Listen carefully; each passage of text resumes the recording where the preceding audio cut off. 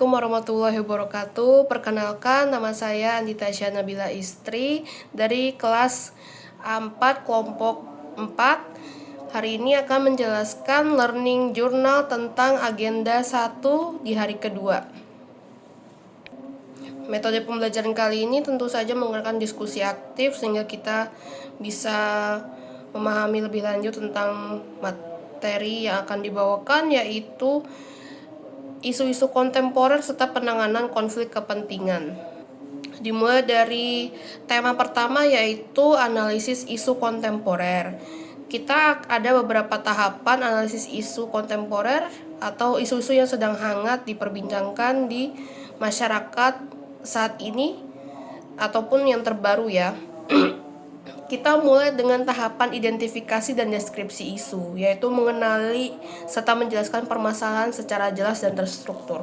Setelah kita mendeskripsikan dan menemukan beberapa isu-isu, kita dapat menggunakan teknik APKL dan USG. APKL sendiri adalah aktual, problematik, kekhalayakan, dan layak. Sedangkan untuk USG yaitu urgency, seriousness, and growth, untuk menemukan isu prioritas yang akan kita pecahkan.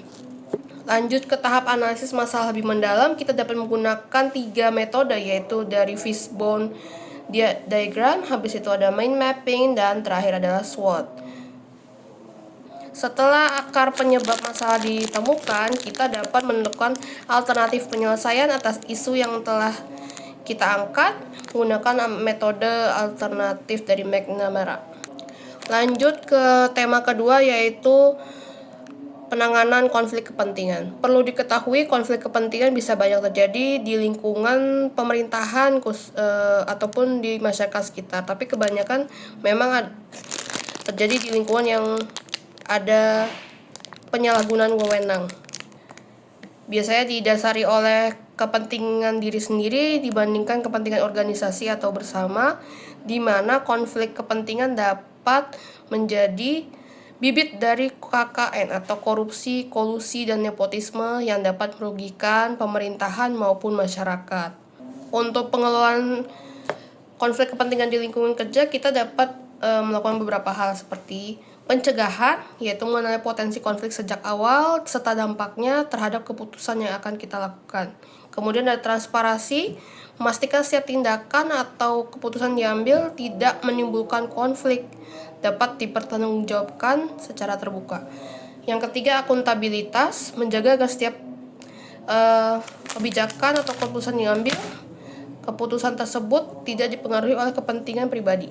Tahap terakhir, apabila konflik kepentingan tidak dapat dihindari, maka harus dikelola dengan mekanisme yang jelas. Misalnya pengalihan wewenang, pembaharuan budaya kerja, atau internalisasi sistem nilai-nilai yang lebih baru, yang lebih berintegritas, ataupun konsultasi pada sosok teladan yang ada di sekitar kita.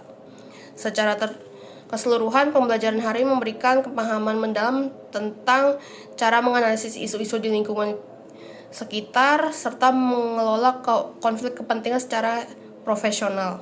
Hal ini bisa menjadi bekal yang sangat berharga bagi kami aparatur sipil negara dalam memberikan integritas yang tinggi dan pelayanan prima, sehingga mendukung terciptanya tata kelola pemerintahan yang baik. Sekian learning journal saya hari ini. Terima kasih. Wassalamualaikum warahmatullahi wabarakatuh.